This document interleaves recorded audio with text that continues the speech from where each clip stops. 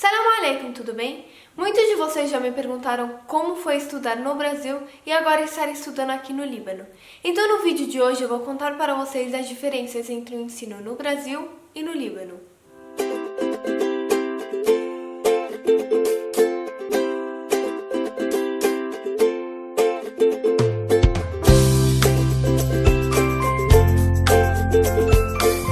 Como eu já comentei no meu primeiro vídeo, quando eu criei o canal eu ainda estava morando no Brasil. Estava cursando o segundo semestre de jornalismo na Universidade Presbiteriana Mackenzie, que é uma universidade particular localizada em São Paulo. Quando eu me mudei para o Líbano, comecei a estudar na Finissa University, que é uma faculdade com sistema de ensino americano. Na faculdade que entrei não tem um curso específico para jornalismo, então eu estou cursando comunicação e mídias sociais. E agora eu estou começando o terceiro semestre. Claro que eu poderia ter escolhido outra faculdade que tem um curso específico de jornalismo e teria continuado nessa mesma área. Mas como eu teria que começar do zero de qualquer maneira, decidi que esse curso nessa faculdade seria a melhor forma de começar. Muita gente me pergunta onde eu prefiro estudar, aqui no Líbano ou no Brasil, e eu nunca sei responder porque é uma pergunta muito difícil. Há lados positivos e negativos em qualquer lugar. Então nesse vídeo eu vou contar para vocês um pouquinho da minha experiência nas duas faculdades e como é o ensino em geral aqui no Líbano comparado ao Brasil. Primeiro eu vou falar sobre o ensino escolar. As escolas libanesas, tanto públicas quanto privadas, são em dois idiomas. O árabe, é claro, e um outro idioma que é inglês ou francês. Basicamente, a maioria da grade curricular é no segundo idioma. As matérias de exatas e biológicas são em inglês ou francês e as de humanas em árabe. A diferença é que nas escolas públicas, o segundo idioma começa a dominar a grade curricular mais para metade do ensino fundamental. Já nas escolas particulares, é o idioma principal. Ao terminar o ensino fundamental, os alunos escolhem uma das ciências, que é a que eles mais têm afinidade e que determinará quais as matérias que vão ter mais peso no ensino médio.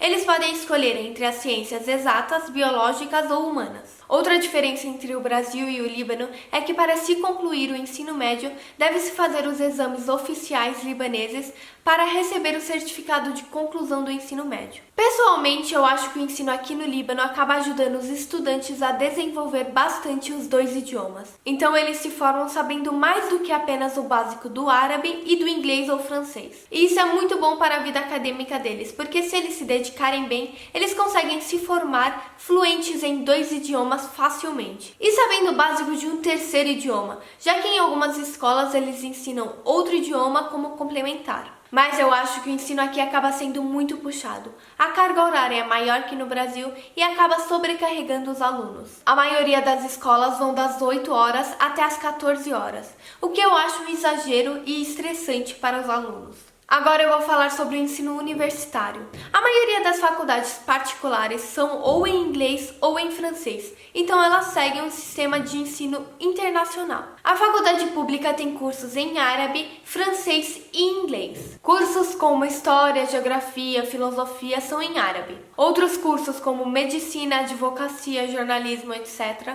são ou em inglês ou em francês. O estudante tem a possibilidade de escolher dependendo do curso. Como eu disse antes, eu estudo numa faculdade com sistema de ensino americano, então eu vou contar para vocês mais ou menos como que funciona.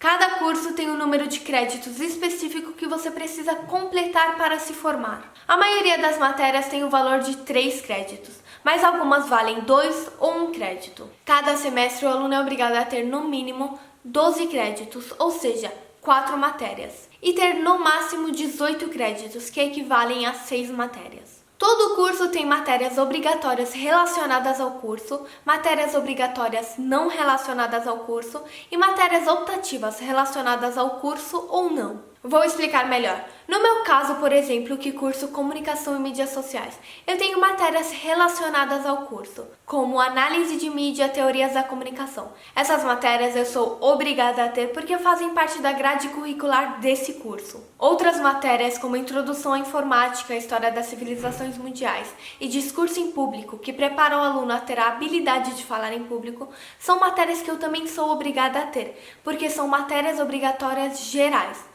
Ou seja, todos os alunos, independente do curso, devem ter. As matérias eletivas são diferentes. Eu tenho a opção de ter, por exemplo, jornalismo investigativo ou campanhas políticas ou outras matérias relacionadas ao meu curso como optativa. E outras matérias de outras ciências que não são diretamente relacionadas ao meu curso, mas que eu também sou obrigada a ter, como por exemplo matemática, biologia ou algo do gênero. Depois de toda essa explicação, eu vou contar agora a minha experiência pessoal. No começo foi bem esquisito me acostumar, porque no Mackenzie, por exemplo, tem uma grade curricular e você segue ela à risca. As matérias do primeiro semestre são necessariamente as matérias que você vai ter. Você não tem a opção de escolher se quer ou não. No sistema americano é diferente, você tem a recomendação de uma grade curricular. É recomendado que você siga a grade curricular na ordem certa, mas não importa se você tem as matérias no primeiro, no segundo ou no último semestre. O importante é que você tenha as matérias para você se formar. Claro que tem matérias que tem outras matérias como pré-requisito. Então, nesses casos, você tem que ter essas matérias nessa determinada ordem. Mas tirando esses casos, não há nenhuma obrigação. Antes de começar cada semestre, todos os alunos têm orientação para um novo semestre. Então, cada aluno tem um tempinho com o reitor do seu curso em que ele indica quais são as melhores matérias para ele ter nesse novo semestre. Mas claro que na hora de cadastrar as matérias, cada aluno vai escolher as matérias e os horários que ele achar melhor para si. O ano letivo também é diferente. O Líbano, em geral, adota o sistema de ensino em que o ano letivo começa em setembro e termina em junho. Claro que as datas variam dependendo da escola ou da faculdade. São aproximadamente 3 meses de férias.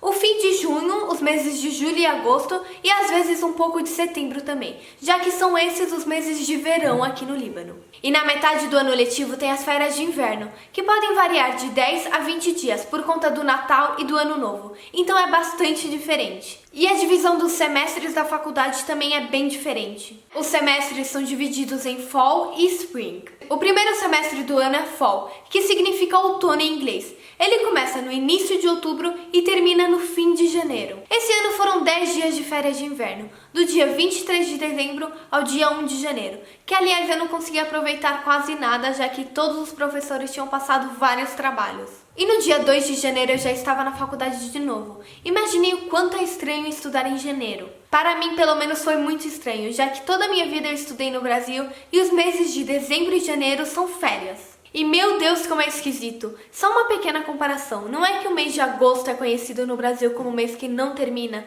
e que não tem nenhum feriado para aliviar. Aqui é a mesma coisa, mas com janeiro. E gente do céu, o mês não passava. Acrescente a isso que você tem um monte de trabalho para entregar e ainda tem as provas de final de semestre. Eu tava rezando pro mês acabar, pro semestre acabar, mas o tempo não passava. Mas graças a Deus o semestre terminou e eu tô aqui firme e forte colocando meu sono e minhas séries em dia. Eu estou gravando esse vídeo dia 13 de fevereiro e minhas aulas voltam dia 15 de fevereiro, ou seja, quando eu postar esse vídeo eu já vou ter começado o novo semestre. O segundo semestre do ano, que é o Spring, primavera em inglês, começa na metade de fevereiro e termina na metade de junho. Claro que as datas dependem de cada faculdade. Outra coisa diferente é que em muitas faculdades você pode ter um terceiro semestre por ano. Nas férias de verão você pode ter de 1 a 3 matérias no semestre chamado Summer, que significa verão em inglês. Mas diferente dos outros semestres, o Summer dura ao redor de 2 meses. Esse semestre é opcional,